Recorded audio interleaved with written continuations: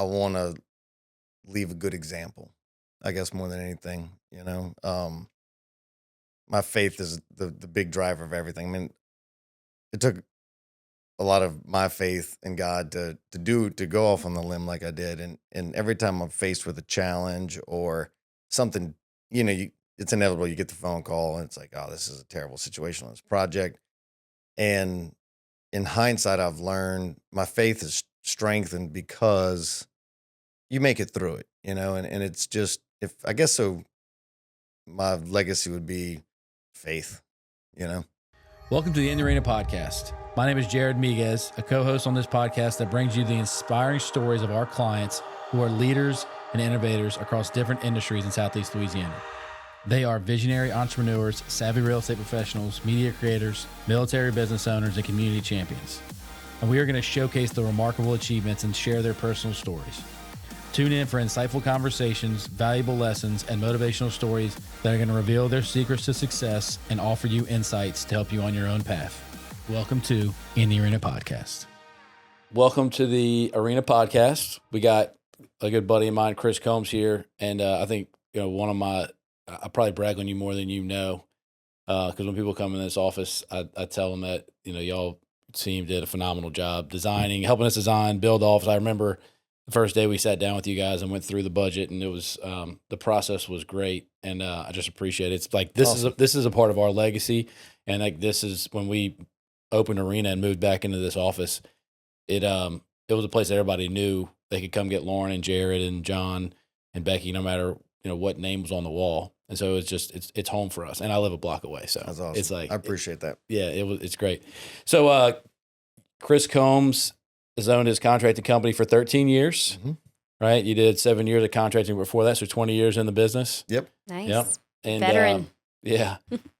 And I think you're probably even more proud of the fact that you got 9 kiddos. Yes, that's something. Yeah. Which, I've always asked this question. It's like, how, to somebody who has that many kids, I have 3, and I feel like I've outkicked my coverage. So having 9, I couldn't imagine. But being able to balance being a father and a husband and a professional, and then having any time for yourself personally, how do you manage all of that? It's kind of a point and shoot. As the years have gone, I've been more intentional in the balance. The early years of starting the company, when I look back, there wasn't very good balance. Yeah. I was wearing so many hats. I'd be a project manager all day, go home and scramble whatever I could scramble, and then get everybody down. And then I'd be back at the office putting a different hat on. And it was just it was a rough cycle. But, as we've grown and as the team has grown, I've been able to take a few hats off and then pause and really reflect on what's important and try to be intentional in creating that time. So you started the company in 2011. Mm-hmm. How many kids did you have at that point? Michelle was pregnant with William, our 4th. Your 4th kid. Mm-hmm. Wow. And I remember that didn't stop you. Yeah, I'm about to say. Nope. I mean, sometimes that keeps people motivated too, right? I mean, I got a lot of kids to feed. I mean, when I went off on my own, I went off with nothing on the books, and I woke up that morning, and I was like, all right, I better find something. Yeah. So, which we can relate to that. I mean, Amen. we started out on day one, and it was when we started, we hadn't even formed the entity that we were going to work under, right? And we didn't have a plan in place when we left our former position, so it's I'm very proud of our record pace getting it set up so that we could receive business. There's so many regulatory loopholes that we have to jump through to be open, and we were able to do it fairly quickly. So we get that struggle. That's awesome. And so on day one, when you started your company, right? It was in Covington where you opened your business? Yeah, well, I was at my kitchen table for probably 6-8 months, and then ended up renting a spot in downtown Covington. Yeah. And then you moved down to 21. Yep. Right. And now you've opened up your own office in Madisonville. So in the early stages, whenever you got your business going, how did you kind of lean on the relationships? How did you get business? What was really relationships was what gave me the confidence to go and do it. In the fact that I knew I could be successful doing what I do. Mm-hmm. But it was just getting the opportunity to do what I do. And that was the relationships, and not only with, growing up here and knowing people here, but the relationships with my subcontractors, knowing that when the opportunity did come, I'd be ready and could perform. Yeah. So what's it look like for from one contractor to the other? Because I mean, I've only built a building one time in my career, so I've only seen it one time, and I really enjoyed the process. But what sets CM Combs apart from another contractor in St. Tammany Parish or in the area? Well, we'll say there's a lot of very good contractors over here, and I'm friends with a lot of them, and it's good to have that community of other good contractors that we can kind of help each other grow. Yeah. But my big focus is service. We serve our customers. We build right, do right's our shtick, Mm-hmm. and then that's performed by simply serving. If you're in a situation with, tell my team, are you doing the right thing? Are you building this right? Is the customer going to be happy? And I mean, even our subs, we're in service to everyone. Yeah. So that's the driving force. Yeah. I remember Brandon was here every day. Not Brandon. Who was the foreman that managed our project? James. Yeah, Mr. James. Yeah. He was here every day, and he was hustling up those people. Every time I came in, he's sitting in his truck. He'd get up. He'd do the run around in the building. He was always there when I answered the phone. So I think that that definitely carries forward through your guys. So you said that when you first got started, you were doing everything. You were kind of wearing all the hats, right? Literally. Yeah, and when we first started talking, you said that you're still working on the systems to grow your business. So as you've brought on more people, how have you grown your company and stayed on top of your game with the systems that you have? It's hard to quantify. It's been such a journey, Yeah. But it's really as the market and our reputation has allowed us to grow. Mm-hmm. Finding the right people to put in the place to serve that need or demand. Mm-hmm. And as the people have come on board, because I mean, when I went off on my own, I knew how to build a building. I didn't know shit about running a company. Yeah. I mean, I really didn't. Yeah. And I learned a lot of tough lessons along the way. But through that, a lot of those challenges taught me the lessons I needed to be able to be where we are today. And I'm still learning lessons today, and we're still growing. But then I also, in the past 4 or 5 years, joined some peer groups, Oh, cool. and those really opened my eyes to how to do things a better way, because you don't know what you don't know. And learning from mistakes is one thing, but then learning from other people's mistakes and their successes has really been a benefit to me and to our company, and has opened my eyes to really be where we are today and looking ahead. So is it peer groups within the construction business? Or Some yes, some are just other business owners. I don't know if you've heard of Vistage. Yeah, that's a big CEO group, right? Yeah, and it's everybody in your group is from a different industry, so there's no conflicting interests, Cool. and that was a big boost. Yeah. I stepped out of it at the end of last summer. Just needed a break from, the obligation of a peer group, I guess would be maybe that's not the right word, but Yeah, I needed a breather. Yeah, for sure. Yeah, kind of get our feet under us and see what's next. Lauren will tell you, it's a big thing she talks about. It's that, every business, every industry has their own technical aspects of it, but most business is just business. It's the legal, I mean, the actual business concepts and things that drive business is all simply the same.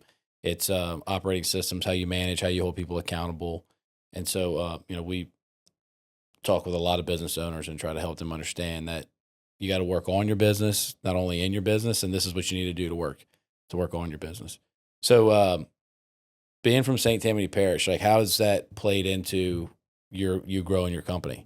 I'm not from here, so it's different for me. Yeah. I'm kind of establishing. He's an our family. outsider. Yeah, I'm establishing our family's, impact on the community. But you're from here, so how does that play into everything? Well, I don't think it has anything to do with the fact that I'm from here. It's just the fact that we are in a phenomenal region with great businesses, great people, great culture, great educational systems, great leadership. and people want to be here, and that creates demand, and demand is what feeds us. You get to fill it.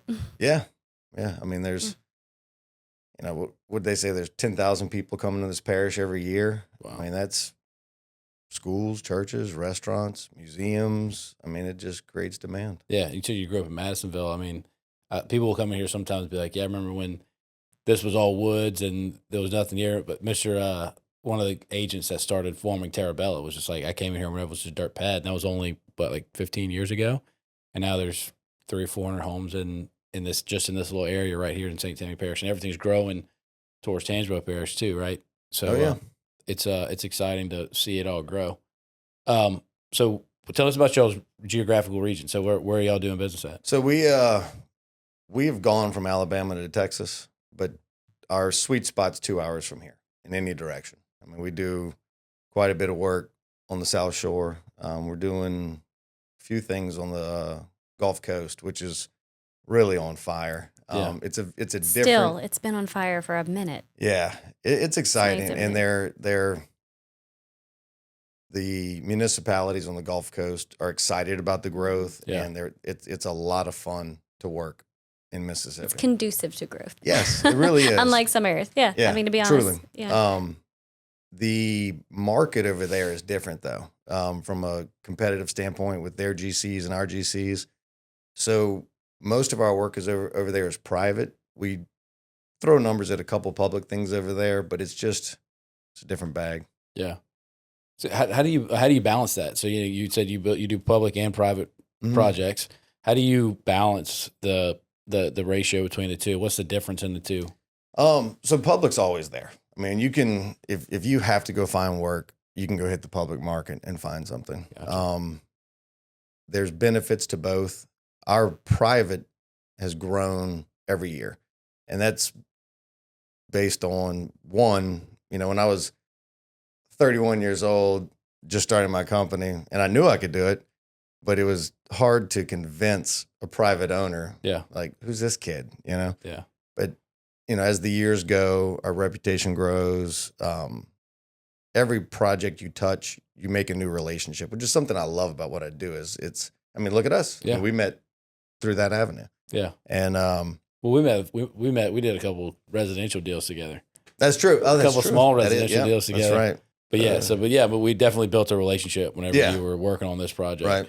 And I've tried to get you plugged in as many other places as I can because I know how good of a job you did. Yeah, and likewise. I mean, I send everybody your way. Yeah. But as those relationships grow, it leads to you do a public job, you crush it. The architect's thrilled. They have a private customer that has a project in the works, and they're like, "Well, hey, come check these guys out. Let them have an opportunity to bid on it." So that helps the growth. And then the reputation, man. I mean, I'm very grateful that, we get phone calls now from people that are looking for us, and it's humbling and exciting. And it pushes us to really work that much harder to do a good job and have the owner feel the same success we do. And he still hasn't had to create a Facebook page. That's right. I'm impressed. I mean, it's got to be a lot less exhausting when you don't have to go through all that social media and grow your business. But I have my kids and a friend of mine got me on TikTok. So that's like my only social media. You just went all in. He just forget the baby steps. They have good recipes. They have funny videos. Don't take the legal advice. I'm so tired. Don't do that. Of the bad TikTok legal advice. That's funny. Yeah, we it's like the TikTok account between my wife's and mine are totally the opposite. I love how you can just focus on the things you want to focus on. That. So, as opposed to some of the other ones, they kind of throw things at you, even though you don't necessarily want to watch it. She goes down the conspiracy theory rabbit hole, dude. I'm on a few really? of those. I didn't peg stuff for that. Goodness. It's funny because, Ryan Inc. Uh-huh. So he and I will share things, and there's billions of videos, and I'm like, oh, I already saw that. And he's like, I already saw that. Like, we are on the exact same. They're algorithm. feeding y'all the same videos. Yeah, we're on the same algorithm. That's pretty funny. Has he shown you any of his videos from whenever he has like 24,000 or 25,000 followers on his from his? I saw a few of his when I first was introduced to TikTok, but Yeah. I don't. Maybe he's not doing them anymore. I don't know. That was the first time I realized he was funny. I was like, oh, funny guy. Yeah, he's a kid. He's so meek and mild. And I was like, It's funny how that whole how that system works. That doesn't make a ton of sense. Terrifying. To me. Yeah, 100%. Jared and I is the same. It's leadership and motivation. People. Yeah, I've been able to focus on it. And then, so my son and I will sit there and scroll through every night before we go to bed. He sits on my lap and watches baseball highlights. We'll go through MLB and watch baseball. I'm trying to do the whole Tiger Woods thing where his dad hit a bunch of golf balls while he was sitting in the high chair, and he became an expert before he even could stand up because he watched his dad swing 10,000 times. You would have to be good. He would have to be watching something good. He was watching. He's watching somebody else. Shody Ohtani hit home run. I mean, it's not me. So you're me. not doing it. Okay, No, okay, got absolutely it. not. He's not watching all highlights. I'm gonna catch you in the garage. Stephanie's mad because you're hitting tees in the garage. No, that would be a bad idea. Bad habits there. So, one of the things I like to ask people whenever we're doing this is, what legacy do you want to leave? I know I'm putting you on the spot because I sent these questions to you a month ago and you didn't get to process them. But a month ago equals last night. It was literally not even 12 hours ago. But so, like, as a business owner or as a dad, Yeah. right? Like, what legacy does Chris want to leave when he's done? I've been asked that before, and I don't really have an answer. It's. I guess I'm more focused on the now. Mhm. There's just so much going on in life between the family and work that I don't really think I've paused long enough to look that far down the road from a legacy standpoint. I just know that I want to leave a good example, I guess, more than anything.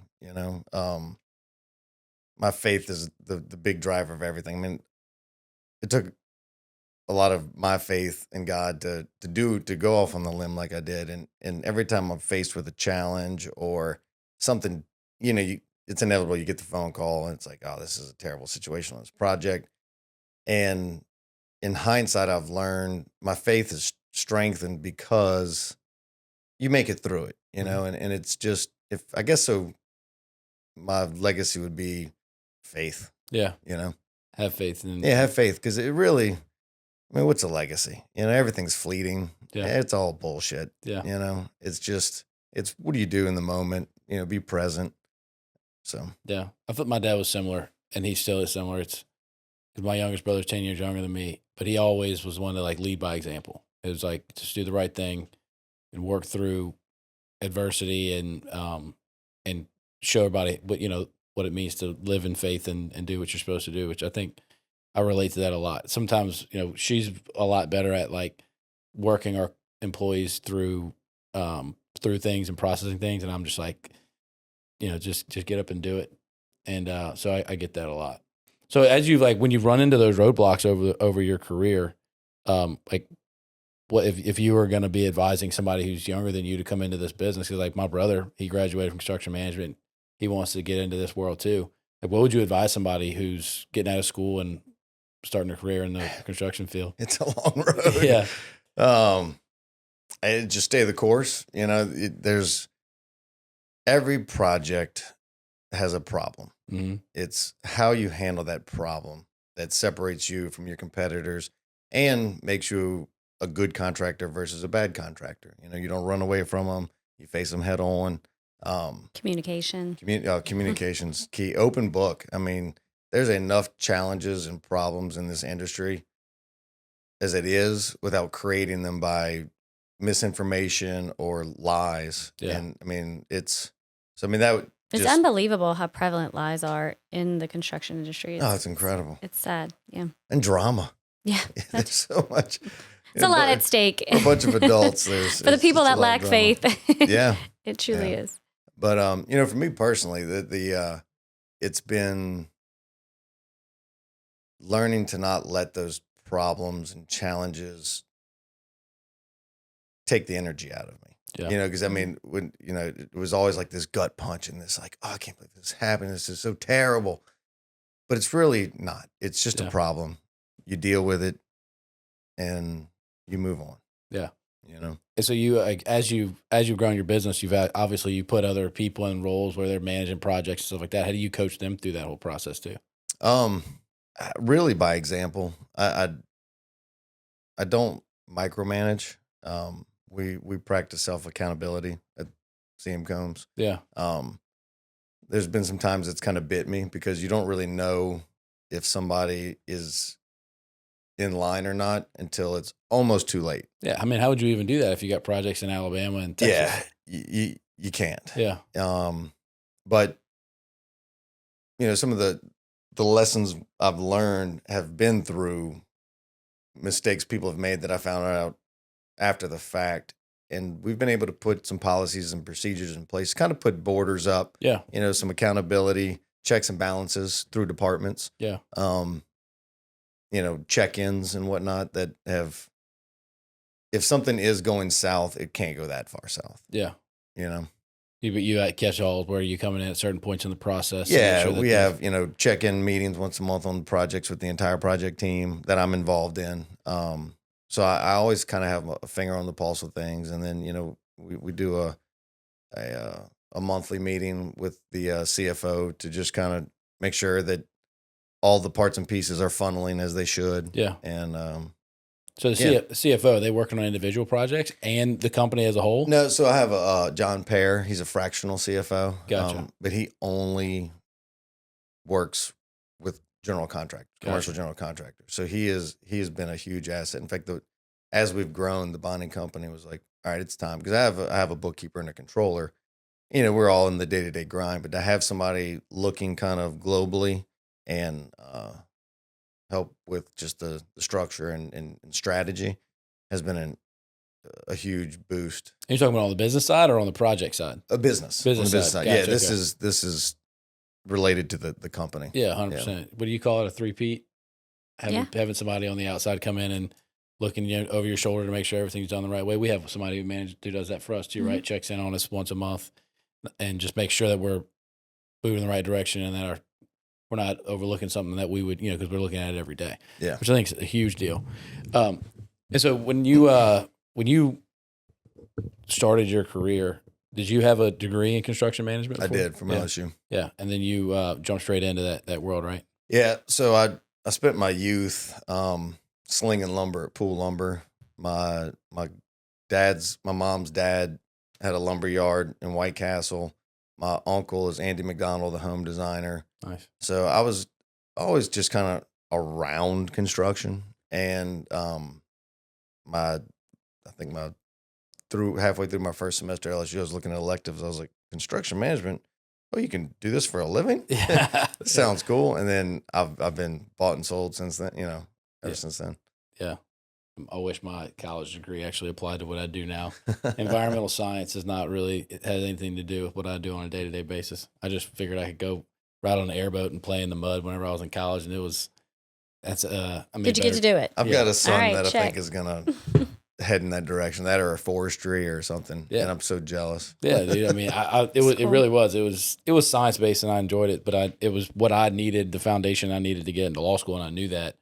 And so I went and did it. But I took a couple of economics classes. And I was like, all right, I got to get out of this business degree. That was way over my head. So we've learned that they just let anybody into law school. Yes, they do. Yeah. They do. And it's more about how much. I've seen it. They sure do. Yeah. Which, law school is not always about how smart you are and how much effort you want to put in, which is the same thing in life in general, right? It's like you can get through a lot of things if you want to put in the effort and the energy. And I think that's over 13 years or 20 years of doing this. You've seen, like you said, you've worked through struggles and figured out how to accomplish things, even though you've gone through adversity. It's usually a lot about working hard. It's those late nights that people don't really realize, where you're working all day in the business when you get started, and then you're working all night on the business whenever you get done, and also trying to figure out how to raise kids and take care of, a 24 and a 3-year-old at the same time. Oh yeah. Which I can't imagine the different in conversations you have between your oldest and your youngest kid. It's hard to switch gears sometimes. I'm sure. But I mean, like, your house self-manages itself at this point? I mean, dude, my wife is an unbelievable machine. Yeah. I mean, it doesn't happen without her. I mean, she's on it. Yeah. A lot of people, I mean, you'll hear very successful people that'll say that they've got their wingman at home that keeps all the pieces in place so that they can focus and have the effort and energy to be able to do Oh that. yeah, I mean, without her support, I don't have those late nights, and without those late nights, we wouldn't be here. Yeah. So And then your kids, I remember I saw them at church one time, and y'all took up the whole pew and a half, and everybody was well behaved. And I saw one boy. that must have been an off day Yeah. because those jokers, man. Woo. Yeah. One of you boys did something looking at the other one, and all Dad had to do was kind of lean over and look down the row, and they both stood up straight and figured it out. Yeah, there's a look. Yeah, they know. Trust me, I know. My dad still gives us that look every once in a while, but I used to pull the little hairs on the back of my neck. He'd reach over, and that's how we knew that he was that he was Dial it in. Oh yeah, dude, it was apparent. But and so I asked this question to a lot of people, either in on the military side, because we have a conversation with military people, or real estate side. But if one of your boys or your girls decided they wanted to come and work in the industry that you were working in, what would you tell them? What advice would you give them? If they had an aptitude and an interest in it, I'd be all for it. Yeah. It's not something you can force yourself into because it is. I get there's days where I have so much joy and excitement about what I do, but those days are few. Yeah. Because I mean, most of the time it's a grind and a work. But you leave like a really good collaborative meeting, or you're involved in a historic project, or and you're like, man, that is so much. Like it fuels me. Yeah. But if you don't have that fuel, you're gonna hate it. Yeah. Because it's rough. But is the joy about the actual work? Like, do you get the joy when you walk up to a building that you and your company built, or is it the experience that you have with the client that? It's for me, it's the experience. Like Yeah. it's cool to drive by and like see a building I've done, or some of the stuff we did in the city. That's we've changed the skyline of the city of New Orleans. Canopy over the World War II Museum, the bridge, the video boards on the side of New Orleans Arena, which I love to harass my kids. They we were going, I'm like, hey, oh my goodness, look how cool that is, Yeah. But it's really the process that leads to that fuels me. Yeah. Yeah, I can relate to that. I don't every day wake up saying I want to work on this real estate transaction, but the whole experience and seeing all the pieces kind of come together with file, and then seen the clients being thankful and excited on the back end, like it's almost like the Google reviews on the end, which you probably don't have a bunch of Google reviews if you don't have a Facebook page. No. But like those, seeing the client's reaction on the back end is more important to me, honestly, than looking back and seeing how many files that we closed last year. The joy and peace. Yeah, we had a really big transaction happen yesterday, and the client was almost in tears and brought bottles of champagne and popped it, and everybody was just excited and just thankful about how hard. And you get to be a part of that. Yeah. I think that, like you said, the client experience, and like you can get that in any industry, in any business, and people always try to find like what they're truly supposed to do in life. And my little brothers ask me all the time, and my answer is that I would put in the same amount of effort and try to figure out how I can add value to somebody's life, no matter what I did. It just happened to be that God said, you're going to be doing this for a living, and I'm just going to use that as the best I can to provide for people. And the avenue for impact. Yeah. Just find your avenue. Yeah. And so I definitely can relate to that. But you have done some pretty cool We have done projects some cool in St. stuff. Tammy's and St. Tammy's Parish. It's like when you see your signs on, the big black canopy out, wrapping the fence around places, it's got to be a rewarding experience to see. It's fun. Yeah. It's cool. Yeah. And then, all it does is I get harassing texts from friends and competitors, Yeah. But it's all in good sport. And it's fun. For sure. But it's, in addition to that, it's every project is, especially on the private side, is somebody's life and like what they're doing to do what they do for a living. Yeah, So their I get passion. to learn a little bit about their business. And, you're very intimate with these people and their companies for 18, 24 months. And you really make lasting relationships. And it's really, it's a treasure I didn't anticipate, and you create these friendships and these relationships. And it's really a blessing. Yeah. I can tell you, when we sat down and designed this building, it's set up differently than most title companies. And it definitely is a representation of who we are as a company. Yeah. And and you took a risk. Yeah. Oh, I mean, we definitely took a risk. I mean, taking a risk twice on this building at this point. And it's paid off. Yeah, 100%. It still is and will. 100%. But like, the way that we were able to look at what most law firms do and how they operate and kind of tweak it to be able to build it for our business and be unique for us. The way the garage door set up for us to have our events that we like to have, and the way that we flip it on its face, where we have the reception area in the back of the building as opposed to in the front, so that the flow works better for our office and all of this. I mean, because when we were in the middle of this project, I had a closing day where I had a bunch of people at the old office were all congested. And I remember calling you and Brandon. I'm like, hey, what if we take the framed walls for the conference rooms that are already there and spin them around and put the conference room door on the back? And you were like, oh yeah, let's take this, cool, spin it around and put it the other way. And I think that again, that is a signature for our office that most people, when they walk in, they're like, man, I did not expect that's to walk the exciting stuff. Yeah. Yeah. It's been exciting. Very dynamic. Like we're at the point now that we're so proud of the space that you helped us build that we have most of our meetings here. I don't go to the coffee shop anymore. We make our coffee here. We invite our clients here because we want them to experience who we are. You can talk about it all day, but until you actually walk through the building and see what we're doing and walk into this space where we do our video marketing and stuff like that, you don't really understand what it's like. So it's a vibe. Yeah. It has a feel to it. Yeah. We try to get as many people in this building as we can so that we can show them. And lawyers typically don't feel so good. So we appreciate this is really having a space that does. Unique to any attorney's office I've ever been in. Yeah. And it's awesome. It feels good. It's not stuffy and this overbearing. It's got a nice fluid feel to it. Yeah, we're thinking about ripping up all the floors and putting down red carpet downstairs. Really? No. No. Yeah, I actually had somebody they're trying to sell a law firm, and they were like, yeah, it's got that traditional red carpet on the first floor. I'm like, yep, not. That's funny. Never been us. Not going to be for us. So as we wrap up, so is there anything else you want people to know about you and your company, what you're trying to do, what your goals are? I mean, we're just excited for how we're positioned and the team I have, I'm so grateful for. I mean, over the last really 18 months, we've been able to truly create departments that intermingle and work great together. With pre-construction, estimating, my accounting team's office. I mean, awesome.